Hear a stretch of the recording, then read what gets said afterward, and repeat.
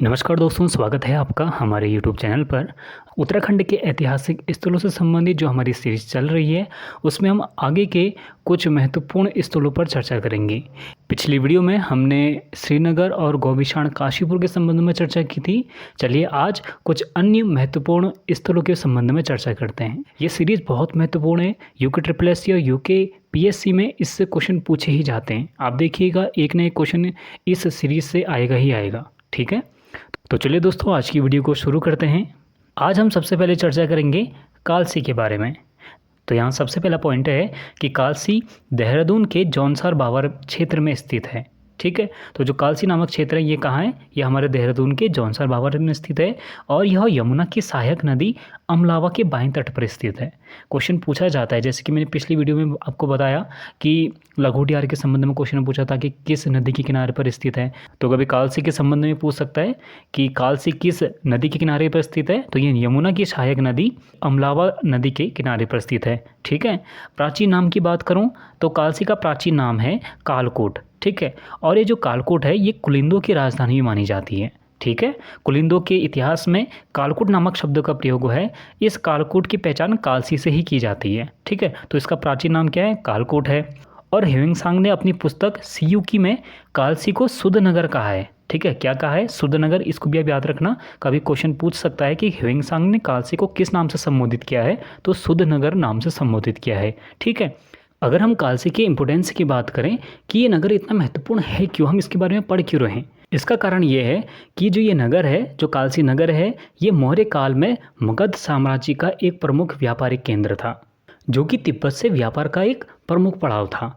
क्योंकि कालसी नगर के उत्तर को अगर हम जाएं तो हिमालय आ जाता है। ठीक है, और हिमालय के पीछे तिब्बत देश स्थित है।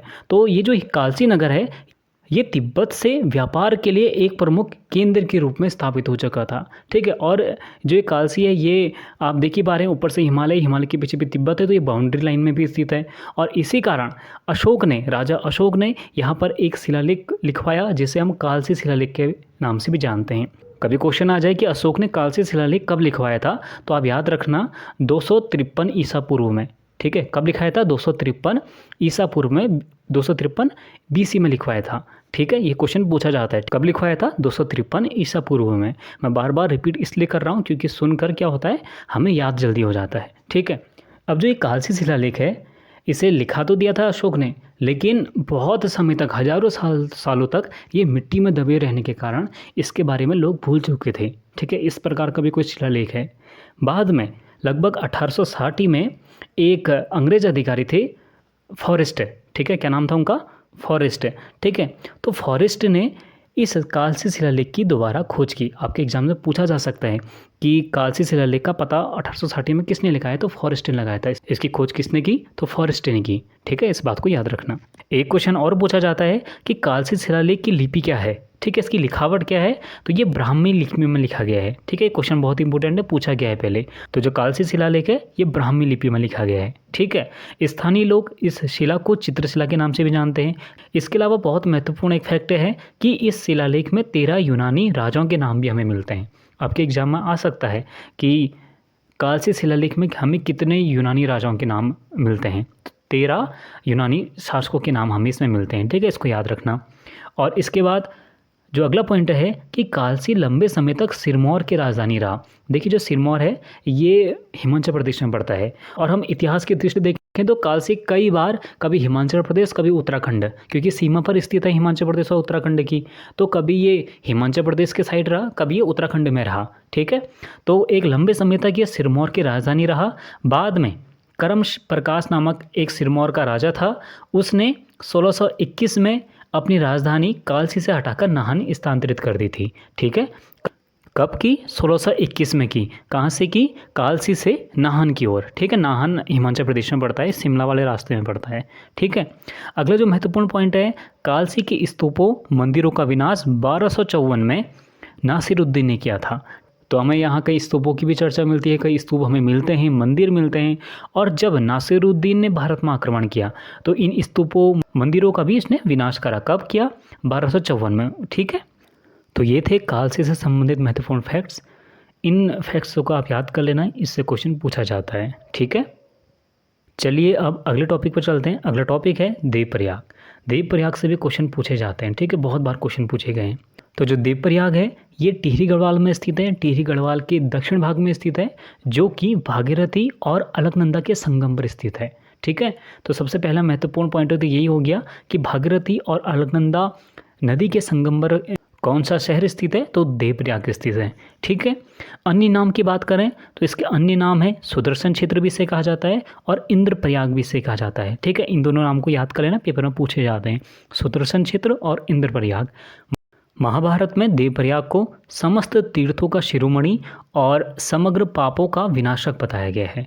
एग्जाम से पूछा जाता है कि समस्त तीर्थों का शिरोमणि किसे कहते हैं, तो किसे कहते हैं, हम देवप्रयाग को कहते हैं, ठीक है। और समग्र पापों का विनाशक भी इसे कहा जाता है। अगला पॉइंट है कि देवप्रयाग में भगवान राम का रघुनाथ मंदिर स्थित है, ठीक है। रघुनाथ मंदिर बहुत पॉपुलर मंदिर है, बहुत बड़ा मंदिर है, ठीक है। और इस रघुनाथ मंदिर से संबंधित क्वेश्चन पूछे जाते हैं। क्या क्वेश्चन पूछे जाते हैं, आइए आगे चलते हैं। तो जो सबसे पहला पॉइंट है, श्री रघुनाथ मंदिर मध्य हिमाद्री शैली के अंतर्गत छत्र रेखा प्रसाद के रूप में बना हुआ है। देखिए हम जानते हैं कि मंदिर बनाने की कई सारी शैलियाँ होती, जैसे नागर शैली, द्रविड़ शैली, बेसर शैली, है ना। तो उसी प्रकार एक शैली है मध्य हिमाद्री शैली। तो जो रघुनाथ मंदिर है ये मध्य हिमाद्री शैली में बना है, और मध्य हिमाद्री शैली के भी कई भाग होते हैं। तो उसमें एक भाग है छत्र रेखा प्रसाद। छत्र रेखा प्रसाद क्या होता है, जो मंदिर के ऊपर एक छत्र जैसा बनाया जाता है, ठीक है। आपने अगर जागेश्वर मंदिर देखा होगा तो उस मंदिर के ऊपर भी छत्र बनाया गया है। तो इसी कारण इस मंदिर के भी टॉप में इसी प्रकार का छत्र स्थित है, तो इस कारण इसे छत्र रेखा प्रसाद से बना हुआ मंदिर भी माना जाता है। आपको कई सारी बुक्स में ये जो रघुनाथ मंदिर है ये द्रविड़ शैली में बना हुआ मंदिर भी लिखा हुआ मिलेगा, ठीक है। लेकिन जो यशवंत कठोर जी की किताब है उत्तराखंड का नवीन इतिहास, उस बुक में यह मंदिर मध्य हिमाद्री शैली में बना हुआ मंदिर माना गया है, ठीक है। अगर आपके एग्जाम में द्रविड़ शैली लिखा आता है तो आप द्रविड़ शैली को भी इसमें टिक कर सकते हैं, अगर हिमाद्री शैली लिखा नहीं आता। लेकिन अगर मध्य हिमाद्री शैली लिखा आ रहा है तो आप मध्य हिमाद्री शैली को ही टिक करेंगे, ठीक है। देखिए अगला पॉइंट है कि मंदिर की पृष्ठशिला में, मतलब कि जो पीछे उसमें एक पत्थर होगा उसमें हमें 40 यात्री लेख ब्राह्मी लिपि में मिलते हैं, ठीक है। बहुत इंपॉर्टेंट फैक्ट है, पेपर में पूछा जा सकता है कि किस लिपि में मिलते हैं, ब्राह्मी लिपि में मिलते हैं, ठीक है। कितने यात्री लेख, 40 यात्रियों के लेख मिलते हैं, ठीक है। इसके अलावा इस मंदिर में हमें कई पवार कालीन लेख भी प्राप्त हुए हैं। सबसे पहले जगतपाल का शिलालेख जो कि 1455 का है, ठीक है। तो जो राजा जगतपाल थे उन्होंने यहाँ देवप्रयाग में जो ये मंदिर है तो उन्होंने उसमें कुछ वहाँ दान वगैरह किया होगा, तो वो दान से संबंधित उस शिलालेख में लिखा गया है। और इसी शिलालेख से हमें पता चलता है कि 1455 से पूर्व ही जो देवप्रयाग वाला शहर है, मतलब देवप्रयाग वाला जो पूरा इलाका है ये चाँदपुरगढ़ के अंदर आ चुका था। चाँदपुरगढ़ क्यों, क्योंकि चाँदपुरगढ़ से ही पवार वंश की स्थापना हुई थी।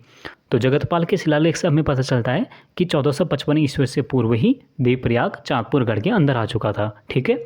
इसके बाद सहजपाल का भी हमें यहाँ लेख प्राप्त होता है। ये शिलालेख, इसके शिलालेख भी प्राप्त होते हैं और घंटा लेख भी प्राप्त होते हैं। जैसे 1548 में इसका एक शिलालेख प्राप्त होता है, एक 1560 का यहाँ एक घंटा लेख प्राप्त होता है। तो आपके एग्जाम में कभी पूछ सकता है कि सहजपाल का शिलालेख देवप्रयाग से कब प्राप्त हुआ, तो आप ये याद रखना कि 1548 में प्राप्त हुआ था, ठीक है। इसी प्रकार घंटा लेख। इसके बाद अगला पॉइंट है मथुरा बौराणी का लेख भी यहाँ से प्राप्त हुआ है। अब ये मथुरा बौराणी कौन है, ये माधु सिंह भंडारी की बहू है, ठीक है, पुत्र वधू है। और ये इन्होंने जो लेख लिखा था ये लिखा था पृथ्वीपति शाह के टाइम में, ठीक है। जो माधो सिंह भंडारी थे ये महिपति शाह और पृथ्वीपति शाह के बहुत कुशल एक सेनापति थे, ठीक है। उनकी ही पुत्र वधू थी मथुरा बौराणी, और इन्हीं मथुरा बौराणी का यहाँ से एक लेख प्राप्त होता है, ठीक है। अगला पॉइंट है कि जो रघुनाथ मंदिर है इसका निर्माण किसने किया था, इसका निर्माण किया था पंवार राजाओं ने किया था, क्योंकि गढ़वाल में स्थित था और गढ़वाल में पंवार राजाओं का शासन था, ठीक है। तो पंवार राजाओं ने इस मंदिर का निर्माण किया। लेकिन ये क्वेश्चन पूछ सकता है, अगला पॉइंट जो है बहुत महत्वपूर्ण है, इसे आप याद कर लेना कि इस मंदिर का जो जीर्णोद्धार कराया था बाद में वो कराया था दौलत राव सिंधिया ने। इस प्रकार के क्वेश्चन भी पूछे जाते हैं, ठीक है, कि किस मंदिर, जैसे गंगोत्री मंदिर का जीर्णोद्धार किसने कराया, यमुनोत्री मंदिर का जीर्णोद्धार किसने कराया। उसी प्रकार जो ये देवप्रयाग में स्थित रघुनाथ मंदिर है इसका जीर्णोद्धार किसने कराया, तो दौलत राव सिंधिया ने कराया था, ठीक है, इसे याद रखना। और इसके साथ ही देवप्रयाग में हमें एक सूर्य मंदिर भी प्राप्त होता है। जैसे अल्मोड़ा में कटारमल सूर्य मंदिर है, और कभी क्वेश्चन आ जाए कि कटारमल सूर्य मंदिर की स्थापना किसने की थी, तो कत्यूरी एक राजा था, राजा कटारमल। तो उसी के नाम पर अल्मोड़ा के कटारमल सूर्य मंदिर का नाम कटारमल पड़ा। ठीक है। उसी प्रकार देवप्रयाग में भी एक सूर्य मंदिर स्थित है, पलेठी का सूर्य मंदिर, जो कि हिंडोला खाल देवप्रयाग में स्थित है। ठीक है, ये क्वेश्चन बहुत इंपॉर्टेंट है, पेपर में पूछा जा सकता है कि पलेठी का सूर्य मंदिर कहाँ स्थित है, पहले भी आया है पेपर में। तो ये है हिंडोला खाल देवप्रयाग में स्थित है। ठीक है, और जनपद पूछ लिया जाए तो टिहरी गढ़वाल में स्थित है।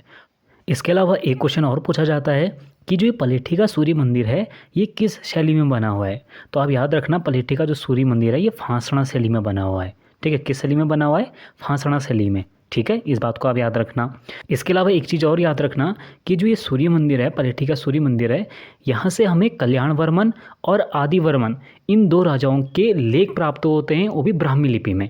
ठीक है, किसके लेख प्राप्त होते हैं, कल्याण वर्मन और आदि वर्मन। ठीक है, इन दोनों को नामों को याद रखना, बहुत इंपॉर्टेंट है, पेपर में पूछा जा सकता है। ठीक है, और इनके जो लेख प्राप्त हुए हैं किस लिपि में प्राप्त हुए हैं, ब्राह्मी लिपि में प्राप्त हुए हैं। ठीक है, तो दोस्तों ये थे आज के महत्वपूर्ण ऐतिहासिक स्थल जिससे क्वेश्चन पूछे जाते हैं। ठीक है, पहले भी आए हैं क्वेश्चन और आगे भी पूछे जाने की पूरी संभावनाएं हैं। अगर आपने इससे पहले की वीडियो नहीं देखी तो उन वीडियो को भी देख लेना, क्योंकि उससे भी क्वेश्चन पूछे जाते हैं, जिसमें मैंने श्रीनगर और गौविशाण काशीपुर के बारे में बताया है। ठीक है, तो दोस्तों आज के लिए बस इतना ही। आशा करता हूँ कि वीडियो आपको अच्छी लगी होगी। इसी प्रकार की अन्य वीडियोस को पाने के लिए हमारे चैनल को जरूर सब्सक्राइब कर लीजिएगा और ऑल नोटिफिकेशन के बेल आइकन को जरूर दबा लीजिएगा। ठीक है, तभी जब मैं वीडियोस डालूंगा आपको वो शो होंगे, क्योंकि कई लोगों को पता नहीं होता, वो सब्सक्राइब कर लेते हैं लेकिन ऑल नोटिफिकेशन को ऑन नहीं करते, जिससे कि उनको नोटिफिकेशन नहीं जा पाते। तो आप ऑल नोटिफिकेशन को ऑन कर लीजिएगा। ठीक है, और इसके साथ डिस्क्रिप्शन बॉक्स में मैंने टेलीग्राम ग्रुप और व्हाट्सएप ग्रुप का लिंक दिया हुआ है। तो चलिए दोस्तों आज के लिए बस इतना ही, मिलते हैं अगली वीडियो में। हमसे जुड़ने के लिए थैंक यू सो मच।